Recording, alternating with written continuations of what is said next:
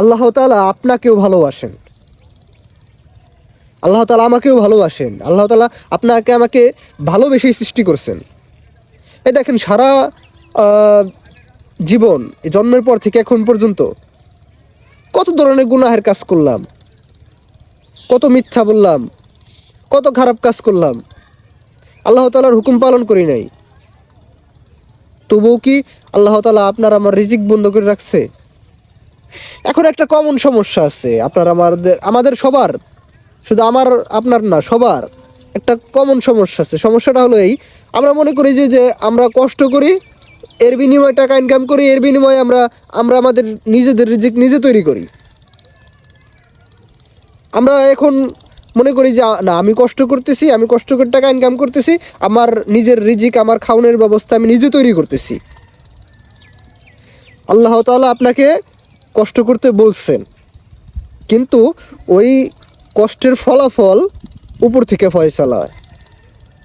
আপনি কষ্ট করেই যদি বড়লোক হতে পারতেন তাহলে প্রত্যেক মানুষ বড়লোক হইতো, প্রত্যেক মানুষ টাকাওয়ালা হইতো, প্রত্যেক মানুষই কি বলে যে দুনিয়াতে ওইরকম বড় বড় বিল্ডিংয়ের মালিক হইতো।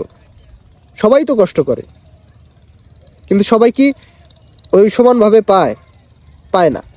রিজিকের মালিক কে? আল্লাহ তাআলা। তো যেটা বলতে লাগছিলাম যে আল্লাহ তাআলা আপনাকে আমাকে ভালোবেসে সৃষ্টি করছেন। আল্লাহ তাআলা আপনার আমার কাছে কি চান?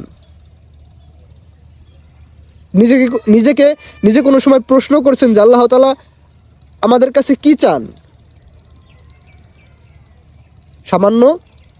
সামান্য কিছু হুকুম আল্লাহ তাআলা আমাদেরকে দুনিয়াতে দিয়ে পাঠাইছেন। 5 ওয়াক্ত নামাজ। আপনি নামাজ পড়েন, আপনি মিথ্যা বলেন না, আপনি খারাপ কাজ করেন না, আল্লাহ তাআলা তো এইগুলোই চায়। আল্লাহ তাআলা কি আপনাকে আমাকে খারাপ কিছু করতে বলছে?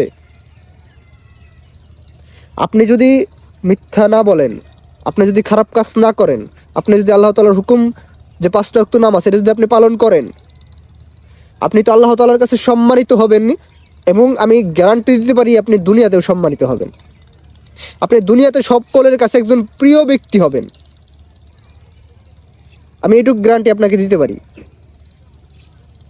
কিন্তু দেখেন আমরা এখন সবাই উদাসীন, আমরা কেউই এটা মনেই করি না যে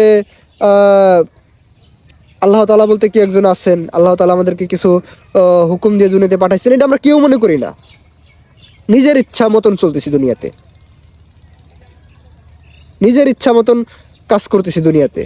ভাই আমরা একদিন মারা যাব, দুনিয়াতে আমরা থাকতে পারবো না। এটা ভেবে যদি দুনিয়াতে কাজ করি তাহলে আপনার আমার জন্য ওই খারাপ কাজ করা সহজ হবে না। একটু চিন্তা করেন, একটু গভীরভাবে চিন্তা করেন। দুনিয়াতে থাকতে আসিনি। আশা করি কথাগুলো বুঝতে পারছেন। আসসালামু আলাইকুম।